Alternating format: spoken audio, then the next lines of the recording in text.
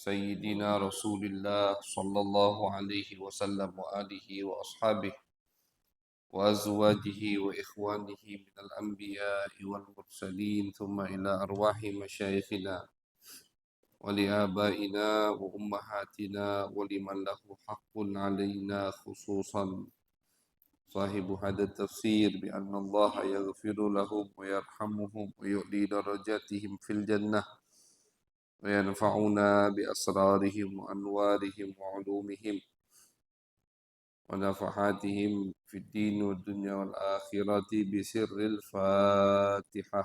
أعوذ بالله من الشيطان الرجيم. بسم الله الرحمن الرحيم. الحمد لله رب العالمين الرحمن الرحيم مالك يوم الدين إياك نعبد وإياك نستعين اهدنا الصراط المستقيم صراط الذين أنعمت عليهم غير المغضوب عليهم ولا الضالين آمين. أعوذ بالله من الشيطان الرجيم. بسم الله الرحمن الرحيم. قالوا بلى قد جاءنا نذير فكذبنا وقلنا ما نزل الله من شيء إن أنتم إلا في ضلال كبير وقالوا لو كنا نسمع أو نعقل ما كنا في أصحاب السعير فاعترفوا بذنبهم فسحقا لأصحاب السعير. إن الذين يخشون ربهم بالغيب لهم مغفرة وأجر كبير وأسروا قولكم أو اجهروا به إنه عليم بذات الصدور. Alhamdulillah, puji syukur kehadirat Allah Subhanahu wa taala. Salawat dan salam kita haturkan kepada baginda besar Nabi Agung Nabi Muhammad sallallahu alaihi wasallam. Ma'asyiral hadirin, jamaah yang dirahmati oleh Allah, menyambung kajian daripada pembacaan tafsir surat Al-Muluk atau surat Tabarak, yang mana kita berada di ayat ke-9 dari surat Al-Muluk, surat Tabarak, ayat ke-9. Allah Subhanahu wa taala masih menceritakan daripada kelompok orang-orang yang ahli maksiat, yang tidak beriman kepada Allah Subhanahu wa taala, yaitu ketika mereka dilemparkan oleh Allah masuk ke dalam api neraka Jahannam. Na'udzubillah min dzalik. Di ayat ke-8 Allah Subhanahu wa taala mengatakan bahwasannya mereka kelompok daripada orang-orang yang dimasukkan oleh Allah ke dalam api neraka Jahannam, setiap mereka dilemparkan atau setiap ada kelompok yang dilemparkan masuk ke dalam api neraka Jahannam, sa'alahum khazanatuha, pasti akan selalu ditanyakan oleh penjaga api neraka Jahannam kepada mereka, alam ya'tikum nadhir, alam ya'tikum nadhir, apakah tidak datang kepada kalian utusan dari Allah Subhanahu wa taala. Itu pasti selalu ditanyakan sama penjaga api neraka Jahannam, yakni malaikat, kepada orang-orang yang dimasukkan oleh Allah ke dalam api neraka Jahannam. Alam ya'tikum nadhir, bukankah sudah datang peringatan dari Allah kepada kalian? Artinya utusan Allah menyampaikan syariat Allah kepada kalian, mengingatkan kalian bahwasannya ada yang namanya hari akhir. Nah, seperti yang kita sampaikan sebelumnya, dari ayat ini ulama menguatkan pendapat bahwasannya Allah tidak akan mengazab satu kaum sampai Allah kirim kepada kaum tersebut utusan dari Allah. Tidak akan Allah azab satu kaum sampai kaum tersebut sudah diperingati oleh Allah Subhanahu wa taala. Di ayat lain Allah berfirman, "Wa ma kunna mu'adzibina hatta nab'atsa rasula." Kata Allah, kami tidak akan mengazab satu kaum sampai kami kirim kepada mereka utusan kami. Allah kirim utusan dari Allah, yang mana utusan tadi akan menyampaikan pesan-pesan dari Allah, memperingati adanya hari akhir. Sudah dinasehati, dikasih tahu, dijelaskan semua dengan dalil-dalilnya, dengan argumennya, masih mereka tidak beriman. Nah, barulah kelompok ini yang akan diazab, dimasukkan neraka oleh Allah Subhanahu wa taala. Berarti mafhumnya yang bisa kita pahami, ketika satu kelompok, ada satu umat, Allah tidak kirim kepada mereka sebuah utusan dari Allah, maka tidak akan diazab sama Allah Subhanahu wa taala. Nah, ini terjadi, kata ulama, ini terjadi pada zaman sebelum diutusnya baginda Nabi besar Muhammad sallallahu alaihi wasallam. Kalau untuk Bani Israel dari diangkatnya Nabi Isa, alaihi salam sampai nanti dilantiknya Nabi besar Muhammad sallallahu alaihi wasallam, mereka semua dinamakan ashabul fatrah. Orang yang hidup di masa tidak ada utusan dari Allah. Kalau untuk selain Bani Israel, untuk Jazirah Arab atau untuk orang yang bukan Bani Israel, maka kalau untuk Jazirah Arab dari Nabi Ismail, dari Nabi Ismail. Dari Nabi Ismail wafat, meninggal dunia, tidak ada lagi utusan dari Allah Subhanahu wa taala ke Jazirah Arab kecuali nanti baginda Nabi besar Muhammad sallallahu alaihi wasallam.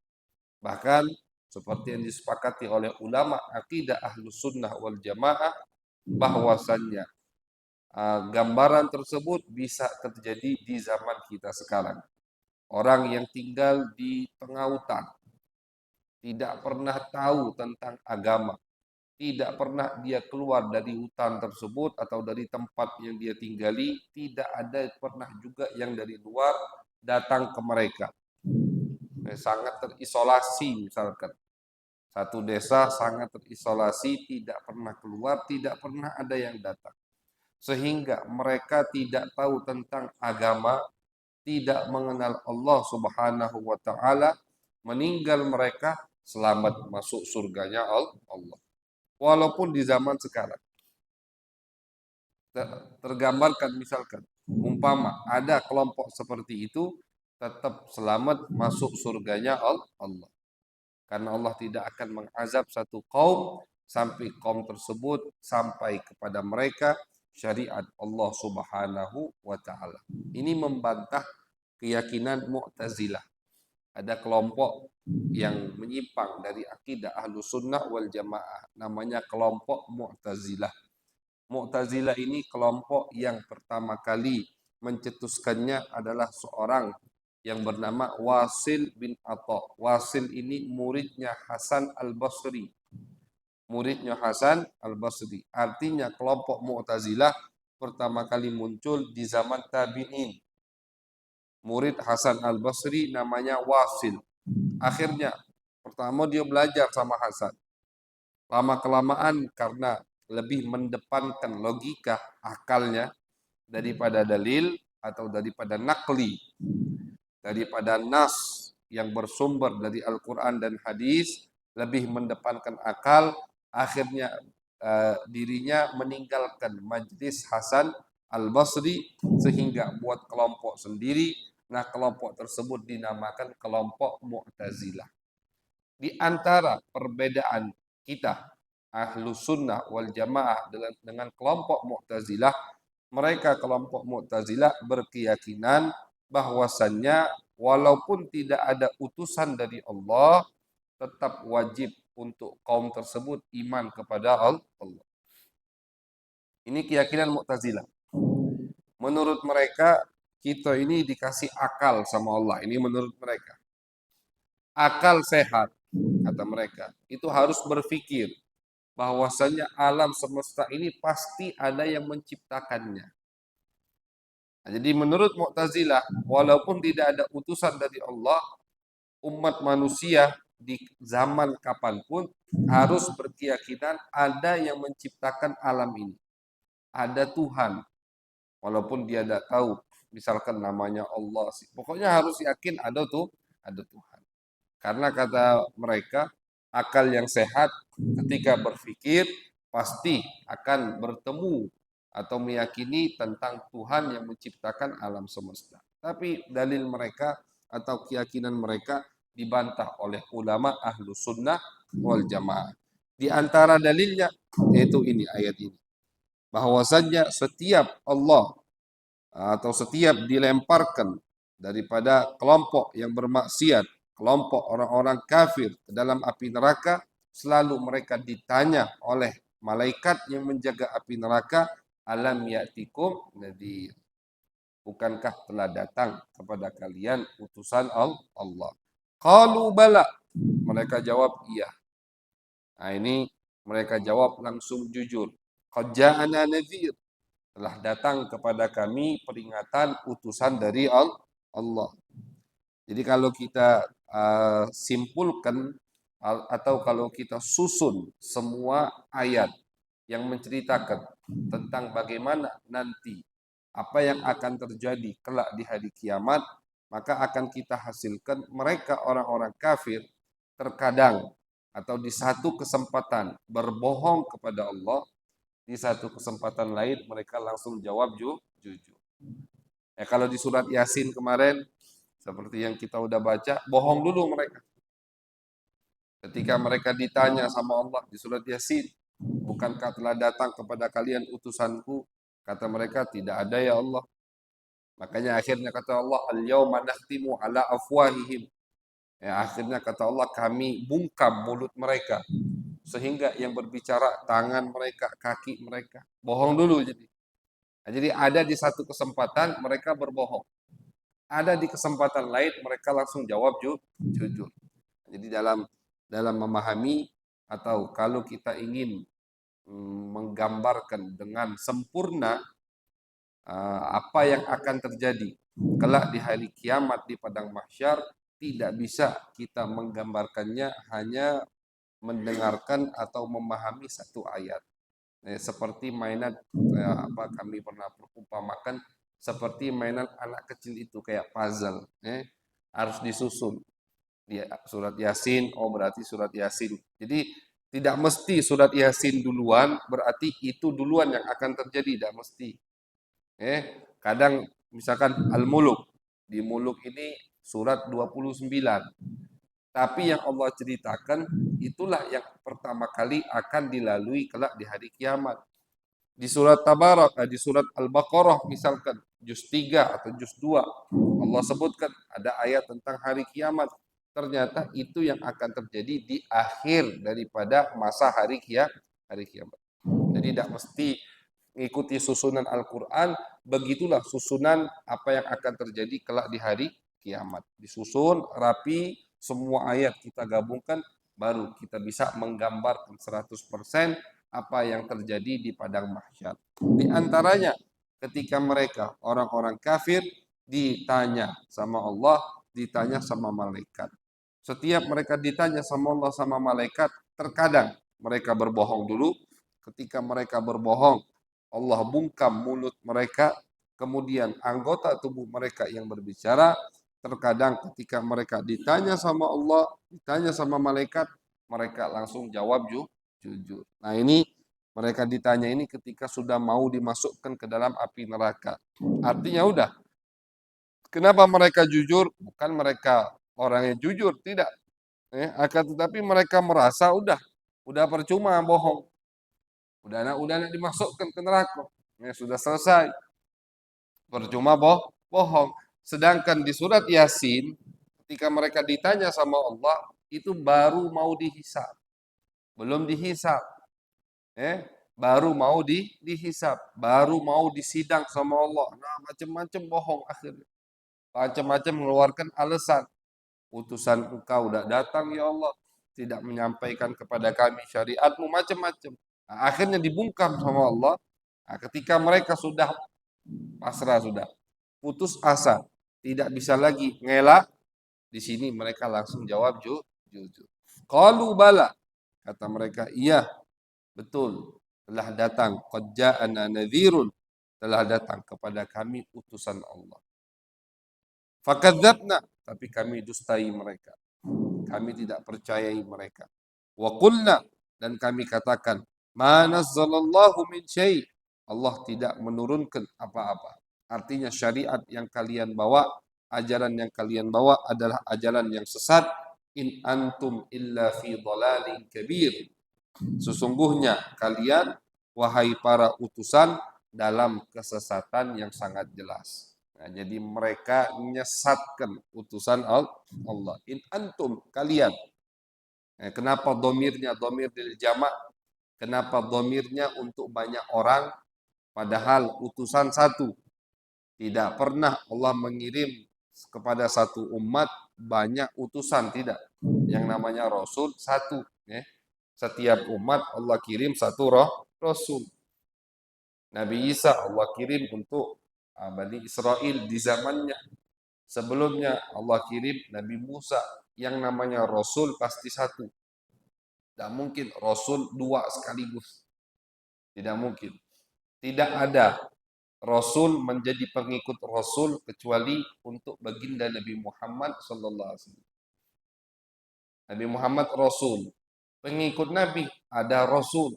Nabi Isa. Umat Nabi Muhammad ada yang Rasul statusnya. Nabi Isa. Nabi Isa kan masih hidup. Dan nanti Nabi Isa di akhir zaman bakal turun. Turunnya Nabi Isa statusnya membawa, menyebarkan, mengamalkan syariat baginda Nabi Muhammad sallallahu alaihi wasallam. Nah, jadi tidak ada Rasul memiliki pengikut Rasul kecuali baginda Nabi besar Muhammad sallallahu alaihi wasallam. Nah, terus kenapa mereka atau Allah di sini mengatakan ketika mereka mendustai utusan yang datang kepada mereka, mereka ucapkan in antum, kalian. Kalian kan berarti banyak, bukan satu orang. Padahal yang datang kepada mereka adalah satu utusan. Nah, kata ulama di sini menunjukkan bahwasannya ketika kita mendustai satu rasul, itu sama saja kita mendustai semua utusan-utusan Allah. Orang yang tidak percaya dengan Nabi Muhammad SAW berarti tidak percaya dengan semua nabi.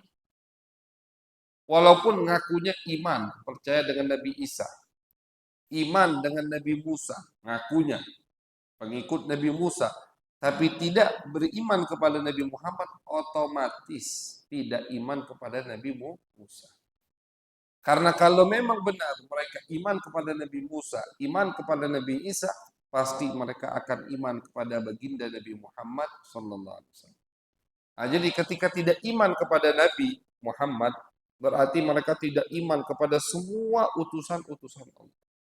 Tapi kita alhamdulillah umat Nabi Muhammad sallallahu alaihi wasallam, kita iman kepada Nabi Muhammad, berarti kita iman kepada semua utusan-utusan Allah. Nah, makanya di sini pakai kalimat jamak. In antum, kalian wahai utusan-utusan Allah. Ini ucapan orang-orang kafir. Fi dhalalin kabir. Kalian wahai utusan-utusan Allah berada di dalam kesesatan yang sangat besar. Wa qalu, kemudian mereka orang-orang kafir di ayat ke-10 dari surat Tabarak, mereka mengatakan lau kunna nasma'u, andai saja. Ini penyesalan mereka, penyesalan yang mana tidak ada gunanya lagi penyesalan di hari tersebut. Yang mereka udah mau masuk api neraka Jahannam. Nauzubillah min dzalik. Jadi nyesal tapi sudah tidak manfaat lagi penyesalan. Penyesalan terkadang ada manfaatnya, terkadang penyesalan tidak ada manfaatnya. Nah, ini penyesalan yang tidak ada manfaatnya. Kata mereka, lau kunna nasma'u, umpama, misalkan andai saja ketika kami hidup di dunia, nasma'u, kami mendengarkan, au naqilu, dan kami memikirkan apa yang disampaikan oleh utusan Allah.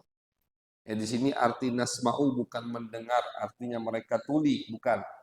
Artinya mendengarkan dengan seksama, mendengarkan dengan serius, mendengarkan dan memikirkan, menerima apa yang disampaikan oleh utusan Allah.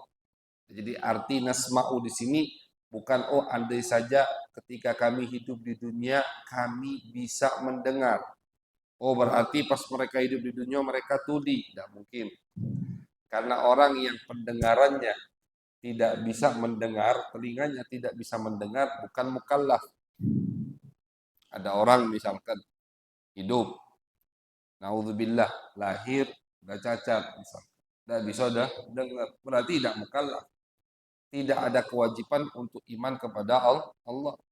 Karena panca inderanya yang tidak sempurna, sehingga dia tidak bisa mengetahui apa yang disampaikan oleh utusan Allah. Nah, terus apa arti mendengar di sini? Mendengar dengan seksama. Mendengar dengan memahami. Mendengar dan menerima apa yang disampaikan oleh utusan Allah. Ini penyesalan dari orang-orang kafir. Kata mereka, andai saja ketika kami hidup di dunia, nasma'u, kami mendengar dengan seksama. Au na'qilu, atau kami memahami apa yang disampaikan oleh utusan Allah. Nah, di sini ulama mengatakan keutamaan daripada akal. Akal ini termasuk nikmat yang besar dari Allah. Dalam hadis Nabi besar Muhammad SAW, beliau pernah bersabda, kata Nabi, semakin besar atau semakin kita mengaktifkan akal kita untuk berpikir, maka semakin banyak ibadah kita kepada Allah. Artinya tafakkur. Kayak dalam hadis beliau pernah bersabda, tafakkuru sa'a khairun min ibadati sana. Terkadang kita tafakkur sesaat itu lebih baik, lebih banyak manfaatnya daripada ibadah satu tahun. Tafakkur, merenungkan ciptaan Allah, merenungkan apa yang terjadi, merenungkan tanda-tanda kebesaran Allah. Dalam hadis Nabi pernah bersabda, fabi qadri aklihi takunu ibadatuh. Makin kita mengaktifkan akal kita untuk berpikir, maka makin banyak ibadah kita kepada Allah. Kata Nabi, dalilnya kata Nabi Muhammad, coba kalian dengar ayat di surat Tabarak ini. Wa qalu law kunna nasma'u aw naqilu ma kunna fi ashabis sa'ir. Mereka orang-orang kafir, kata Nabi, ketika dimasukkan sama Allah ke dalam api neraka jahanam, yang mereka sesali apa? Kata mereka, coba saja ketika kami masih hidup di dunia, kami mendengarkan apa yang disampaikan oleh utusan Allah dan kami pikirkan, kami pikirkan, kami renungkan apa yang disampaikan oleh utusan Allah, ma kunna fi ashabis sa'ir, maka kami tidak akan masuk ke dalam api neraka jahanam. Jadi kalau kami mendengarkan dan memikirkan, mendengar dan dipikirkan, bukan cuma dengar. Abu Jahal dengar apa yang disampaikan oleh Nabi. Utbah juga dengar. Musyrikin Mekah yang mati kafir itu mendengar semua apa yang disampaikan oleh Nabi Muhammad. Tapi mereka hanya mendengar, tidak direnungkan. Dengar, tidak direnungkan. Nah, jadi kata ulama terkadang kalau cuma dengar tapi tidak direnungkan, itu juga tidak kati manfaatnya. Direnungkan, biar apa? Biar kita amalkan. Banyak atau sering kita dengar faedah, kita sering dengar nasihat, sering dengar ilmu, tapi masih amal kita begitu-begitu saja. Karena kita hanya mendengar, tidak direnungkan, tidak dipikirkan, sehingga tidak kita amalkan. Kalau kita dengar, kemudian kita renungkan, kemudian setelah direnungkan, kita yakini, kita amalkan, maka kita insya Allah termasuk orang yang bermanfaat ketika mendengar ilmu syariat baginda Nabi besar Muhammad sallallahu alaihi wasallam. Nah, jadi penyesalan mereka kelak di hari kiamat, yaitu kata mereka, lau kunna nasma'u, andai saja ketika kami hidup di dunia, kami mendengarkan apa yang disampaikan oleh utusan Allah, kami merenungkan apa yang disampaikan oleh utusan Allah, Dari sini ulama mengatakan bahwasannya agama tidak bisa diambil kecuali dari kita berguru. Kami mendengarkan. Artinya ada yang menyampaikan. Artinya ada yang menyampaikan. Dari sini ulama mengatakan bahwasannya agama tidak bisa kita dapatkan kecuali dengan berguru. Tidak bisa belajar agama itu dewek-dewek tidak bisa. Ada yang ngomong aku tidak butuh guru. Nah, yang ngomong tidak butuh guru dalam apa dalam ada pepatah yang mengatakan pepatah dari ulama man la syaikhalah fa syaikhuhu syaitan.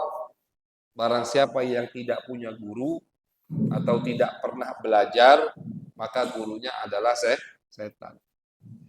Kadang-kadang ada orang begitu. Di akhir zaman ini kadang orang merasa cukup dengan ilmu yang ada di Google misalkan. Ayo apa belajar? Google ada kan. Google kita tanya langsung jawab. Apalagi sekarang ada AI, Masya Allah makin maju. ChatGPT, ditanya apa be jawab tuh lah. Ditanya apa be pasti jawab. Hati-hati itu. Boleh kita gunakan untuk apa? Untuk mempermudah. Misalkan kita lagi di tempat yang sulit atau lagi tidak ketemu dengan ustadz. Di tempat yang sulit untuk mencari kitab atau baca kitab. Nah, untuk mempermudah, untuk menggampangkan, kita buka di Google misalkan. Atau kita pakai AI, aplikasi AI. Teknologi yang maju ini boleh, modern ini boleh kita pakai. Untuk mempermudah tadi. Bukan untuk dijadikan sandaran. Bukan untuk dijadikan apa namanya pondasi.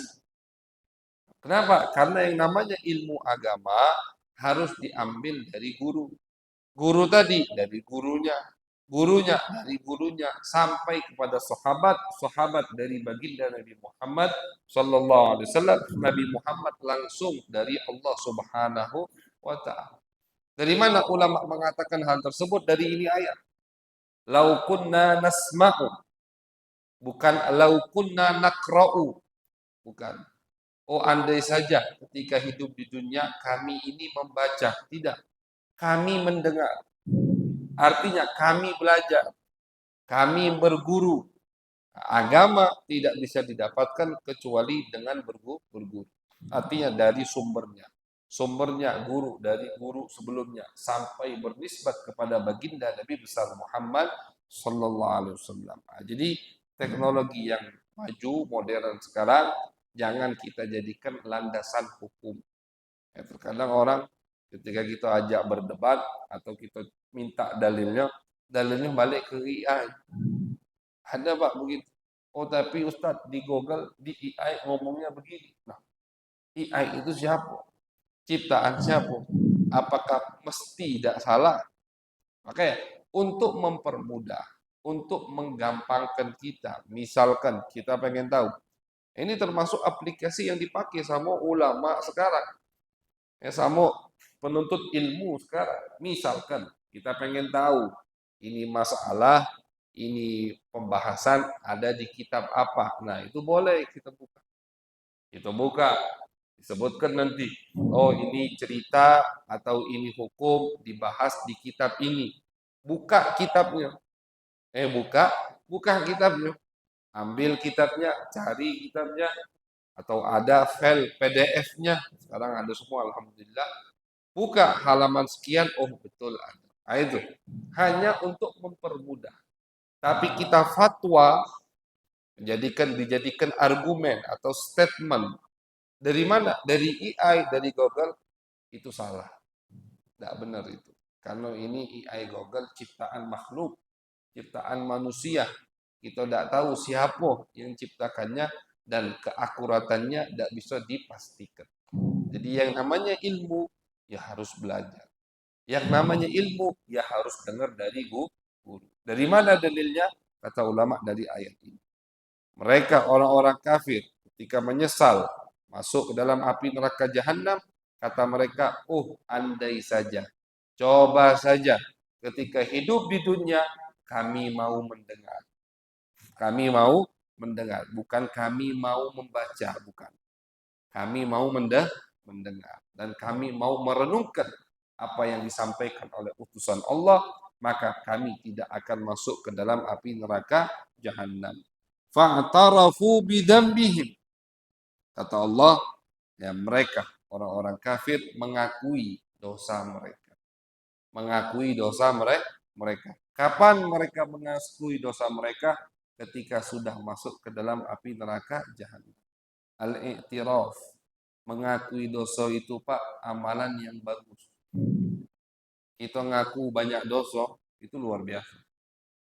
Orang yang selalu merasa banyak dosa, bagus. Tapi kapan? Ketika masih di dunia. Kalau sudah di akhirat, baru ngaku banyak dosa, lah selesai. Bukan tempatnya lagi. Terus nak ngaku apa? Jadi i'tiraf bidzunub, i'tiraf bitaksir, itu min ashab at-tashmir. Ada pepatah yang mengatakan ketika kita mengakui banyak dosa, sifat suka mengaku banyak dosa itu sifat para wali. Sifat para wali. Mereka para aulia itu pasti ngaku banyak dosa. Dari mana kita bisa tahu yakin mereka selalu merasa banyak dosa? Dari amalan mereka, istighfar mereka. Bahkan Nabi besar Muhammad SAW selalu merasa kurang di hadapan Allah. Makanya kata Nabi, aku setiap hari istighfar 100 kali minimal. Ada riwayat 70 kali, ada riwayat 100 kali. Kenapa Nabi istighfar setiap hari 70 sampai 100 kali? Karena merasa selalu kurang di hadapan Allah. Nah, jadi pengen amalan kita bagus, pengen kita selalu diridhoi sama Allah, selalulah merasa banyak dosa. Selalu merasa banyak dosa. Kapan kita tidak merasa banyak dosa? Nah, itu masalah. Ngaso banyak amal. Aicaknya aku kati dosa. Nah, itu bahaya. Ngaso kati dosa. Yang merasa tidak ada dosa, berarti dosanya banyak. Tapi yang selalu takut dengan dosa, insya Allah dosanya tidak banyak, diridhoi terus sama Allah Subhanahu wa Ta'ala.